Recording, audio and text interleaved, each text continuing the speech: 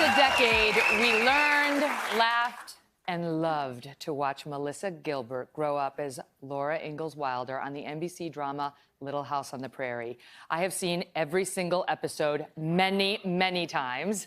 And as much as we love her on screen, she is also a force behind the camera. Not only did Melissa become a writer, producer, and director, she served as the president of the powerful Screen Actors Guild. And now she is lending her voice to the sexual harassment conversation, recently sharing what she calls a traumatic experience she says she had with director Oliver Stone. Please welcome Melissa Gilbert.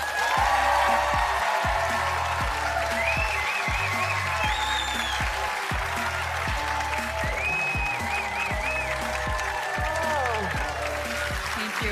Yes. I have to have the fangirl moment, please, because I feel it was a sign from God we're both wearing stripes. Yes, I just noticed that. It's a stripe day. We're secretly sisters from another mother. Yes. I asked our audience, everyone here watched and loved Little House. Can I tell you, it meant so much to me growing up that when I became an unhappy lawyer and was practicing law in New York City for years, not enjoying myself, I used to turn on Little House on the Prairie reruns before work instead of the news. It was just calming and soothing and made me feel better about life. I feel like a lot of people are doing that now. Yes, we need it. Yes, we need a little house. And honestly, it was one of the many reasons why when I heard you tell that Oliver Stone story to Andy Cohen, it was so jarring because when I think of you, I think of uplift and kindness and goodness. And the truth is, you're an actress who hasn't had all kindness in your career. No. Do you want to explain what happened with Oliver Stone, and then I'll tell the audience what he said? You know, the story itself is bad. It was an audition for the Doors movie. I went in, I read the sides, I'd read the script, and he asked me to do a scene he had just written, and it was a really sexual, very graphic scene. And the casting woman had left the room, and I was alone with him and an actor, and he asked me not only to read it, but to stage it, to get down on my hands and knees and deliver this really horrendous dialogue. And it was sprung on me, and I started to cry, and he said, good, that now will make it better, and I left. It was very demeaning, and really the demeaning. Lines were so graphic we can't say them here on morning television. I can't. But they were extremely graphic. You can read them on my blog. Yeah, I wrote them there. And you should. Because he came out in defense after you said this and said, look, it was made clear from the outset, this is going to be a raunchy, no-hold-barred rock and roll movie. Anybody auditioning was told that you'd have to rehearse it, blah, blah, blah. And my casting director, Risa Brayman Garcia, was there. No scenes were rewritten for a single actor. Then she backed him up with that. Yeah, that was shocking to me. Because either she's lying or her memory is off. She was not in the room with me for this.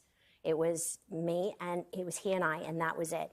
But these stories are coming out every day. Every day somebody has another story in some way. It's not just us, it's all across the country and the world. So now the question is, what are we going to do about it? And I think because the focus is on Hollywood and on the entertainment industry in general, and that includes broadcast journalism, which starts here. It starts with some sort of commission that we create to create the boundaries and the rules and what they are now, and then create the safe place that people can come to report and get justice. And then we change the laws to protect the victims and not the perpetrators. And there are... You really need that in Hollywood, because at least in news, there are corporate entities in place. Now, when I was at Fox and it happened to me, it was completely meaningless. But at least there was an HR. There's nothing in Hollywood. If Oliver Stone harasses you, what do you do? Where do you go? We have HR, but it doesn't have teeth. So what we need to do is create this entity that is beyond the unions and beyond the studios and beyond the networks, that people like you, like me, like everybody that works for these entities can come to, where they can get justice and help and be heard. And we need to set what these rules are. Like, no actress or actor goes to a producer's hotel room unaccompanied, ever. Right.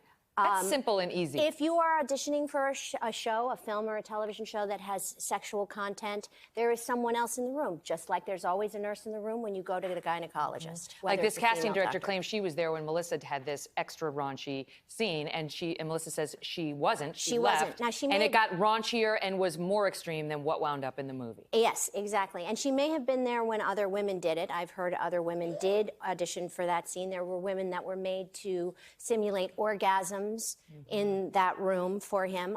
I wonder if the men were, if he asked the men to do the same thing. Right. That's interesting to me. I wonder too. Now we have to take action. And I don't want people to become inured to these stories, because these stories are coming out and I don't want it to become normalized. I want us to coalesce and do something.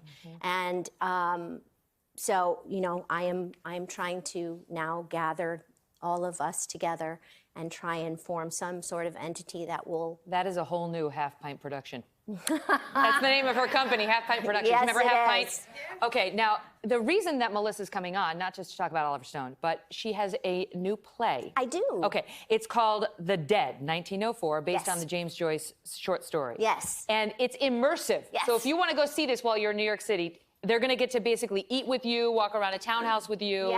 Yes, we're absolutely in it. The audience is in it. We serve this really wonderful holiday meal. We dance. There's music, and Can they shout out questions at you, or I interact with the audience all the time, but in character. I play Greta Conroy, and it takes place in Ireland in 1904. And we are having the Feast of the Epiphany. Listen to the brogue. So Slipped right into it. It slips right into it. What do you- I was what if raised you- by an Irish nanny too, so it's always. What it's if in somebody me. yells out something about a current event? You know, like, what about President Trump? We find a way to sort of change the subject somehow. Get back. We're planning for We do someone too. to ask, like, yeah, exactly. I didn't realize what I was saying. That's fantastic.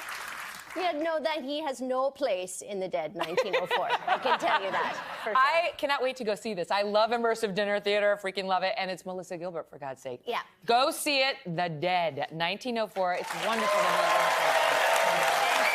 you. It opens in New York City on November 30th, and I'll see you there. Hello, Today fans. Thanks for checking out our YouTube channel. Subscribe by clicking that button down there and click on any of the videos over here to watch the latest interviews, show highlights, and digital exclusives.